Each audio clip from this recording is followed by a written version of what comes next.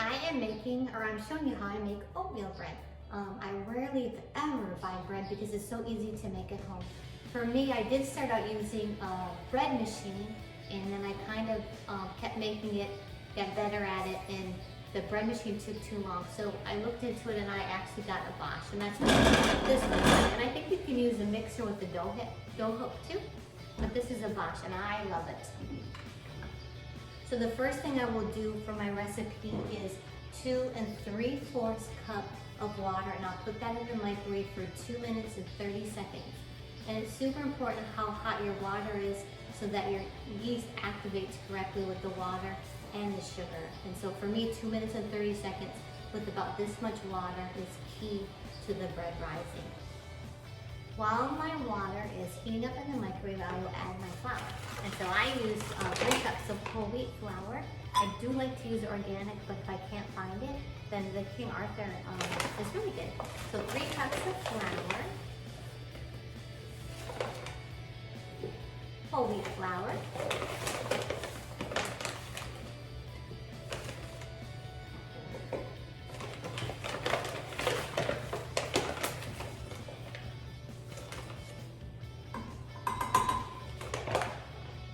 and then I will put in my oatmeal. Yes, I mix both, you see.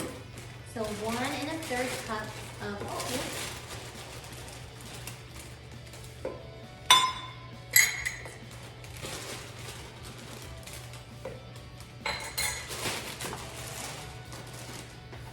And 1/2 cup of brown sugar.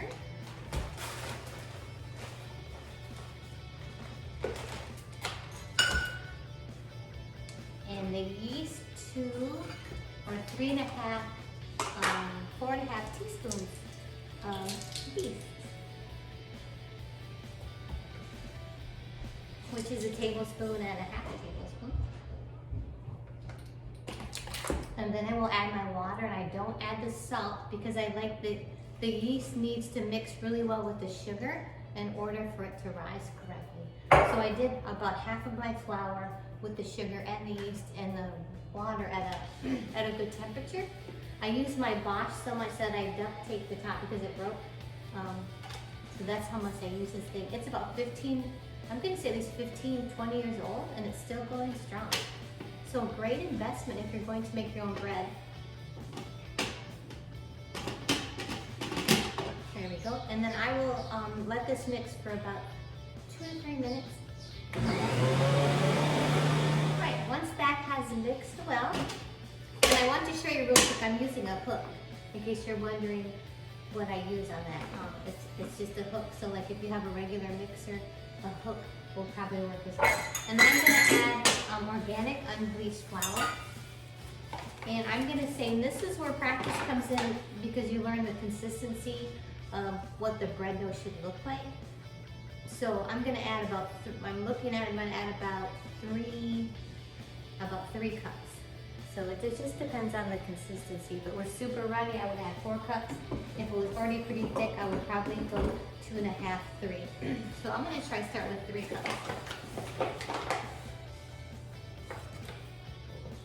1,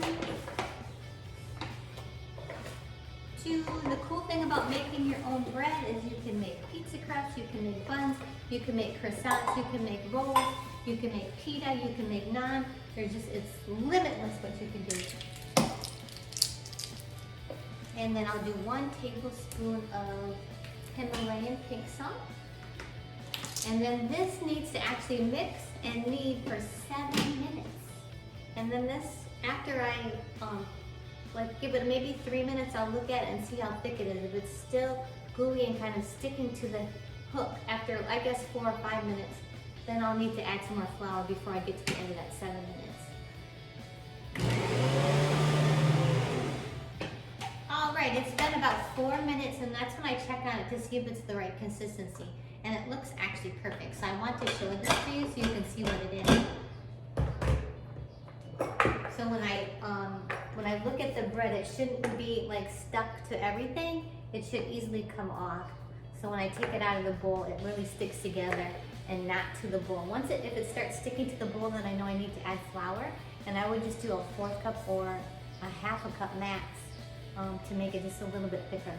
If you make the bread too dense, when you bake it, it doesn't cook in the middle all the way through, and it's a little doughy. So there's a trick to it, I should say. But don't be afraid of it. All right, let me see if I can get this hook back on, and I will leave this for 2 more minutes. Okay, yay, my 7 minutes are up. And I figured out, this is kind of funny, it takes me about 7 minutes to make a salad. So when I make bread, and while it's kneading, I actually make a huge power salad for my whole family. And it's kind of weird to me, but I like to see if I can get it done in 7 minutes. So yeah, it's kind of weird, but now you know a little bit more about me. So I want to show you this dough, and it actually turned out perfectly. When I take the dough out, it should really come out easily and not stick to my bowl. That's a very good sign. But it shouldn't be so stiff that if I hold it in my hand, it wouldn't bend easily. If it just holds together like this, and it doesn't start to like drop, then it's too thick. And you can try and add a little bit of water to it, but after that point, it's really difficult to fix. I find. I have tried to add a little bit of water to it and mix it. It takes a minute, but it's a little difficult, so you want to get it right the first time. So what I do is, I have a big, huge batch of oatmeal batter, and I'm going to make buns out of it, and I'm also going to make little loaves of bread. So what I'll do is I will half it with my fingers, like that, and then I'll take it in half again, and then I'll take it in half again, and then one more time. And these will be my buns. I like to use silicone liners so I don't have to spray my pan.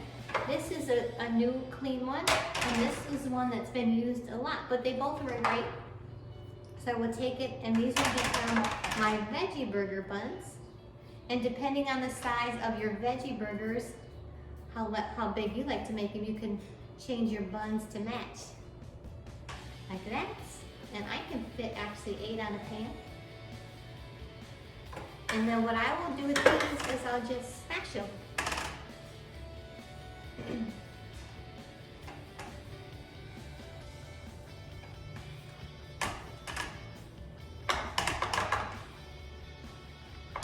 Like that.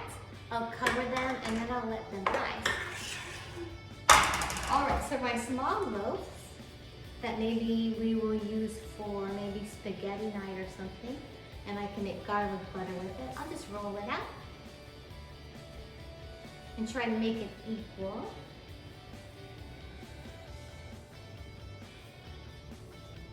Into a long roll like that. Place it on my pan, and then do another one.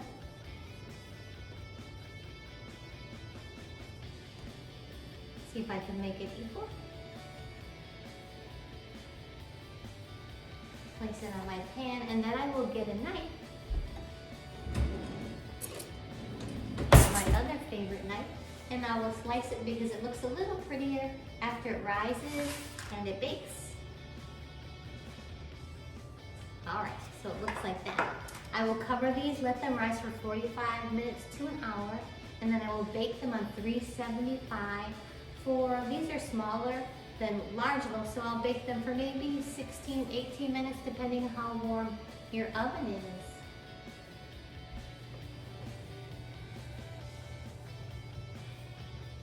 I'll be back. All right, I'm getting ready to put these in the oven, and they have risen a little bit. This one a little bit, you can see a little bit more.